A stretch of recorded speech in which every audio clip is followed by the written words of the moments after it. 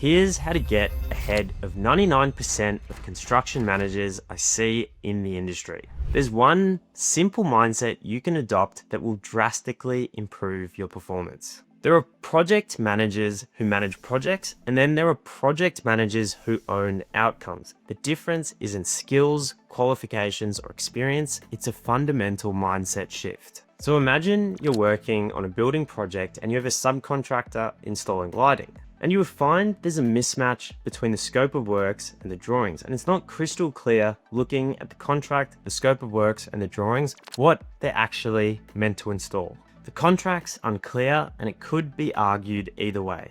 So you work for a big company, you're effectively a number in a team, and this package of works, the electrical works, is only a small part of the overall project budget. The subcontractor, on the other hand, is a small company. The business owner is the one managing the project, and this is by far his biggest project. Anything extra they make on the project will go directly into their bank account. Just simply knowing this, knowing the situation that surrounds this, I can guarantee the subcontractor will win the argument and they'll get a variation for the lighting. Why? Simply because they care more. It's their money and their business as opposed to a small part of a big project in a big company. They care way more about the outcome and will find a way to justify it. So why am I telling you this? Well, it's to illustrate a simple point. The more you care about the outcomes, the more successful your projects will be. In my career, I've always worked at big companies, and the single biggest problem I see is that people just don't care that much. It's not a criticism of the individuals, it's just a reality of people at big companies. A global workforce survey found that 59% of employees at big companies are quiet quitting, doing the minimum required work they need to keep their jobs. Another survey found that employees at large companies are 3 times more likely to say, "That's not my job," than employees at small companies. So if you want to be a better construction manager, then simply learn to own outcomes. Care about the success or the failure of the project. When you're spending money, treat it like it's your own money. Treat the success or failure of the project as if it matters deeply to you. So now I want to compare 5 practical ways that owning outcomes will make you a better project manager.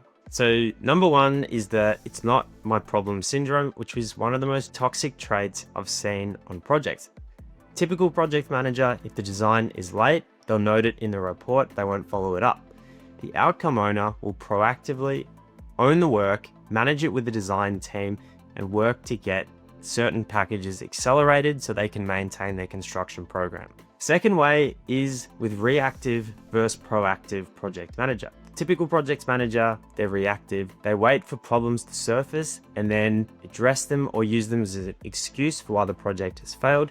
The proactive project manager, who owns the outcomes, is constantly asking what can go wrong and seeing what they can do to plan and prepare for it. The third way is following versus leading. Typical project manager will stick to formal communication channels, won't work on building relationships, while the outcome owner will work on building relationships, building a functional team that all care about the outcomes. Number 4 is whether you develop a surface level or a deep understanding of the project. Typical project manager will have a surface level understanding, will have a schedule that shows they're finishing on time, and will use that as an excuse if the project's late, that the schedule was done wrong, while the outcome owner will have a deep understanding of the project schedule, everything that's presented to them, and will truly understand whether it's correct and constantly be looking for errors or inaccuracies. And the 5th way that this manifests itself is whether somebody is process focused or results focused.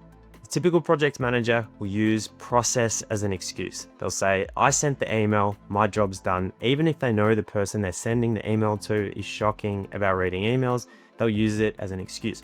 The outcome owner will focus on the results, not the process. So if they sent the email, they'll then follow up with the person. That will ensure the person gets the right information. They always want to know, did we actually solve the problem? They're not interested in simply following the process and having an excuse for themselves. There's a big difference between managing a process and owning an outcome. When you truly care about the success of the project, you see things differently, you think differently, and you act differently.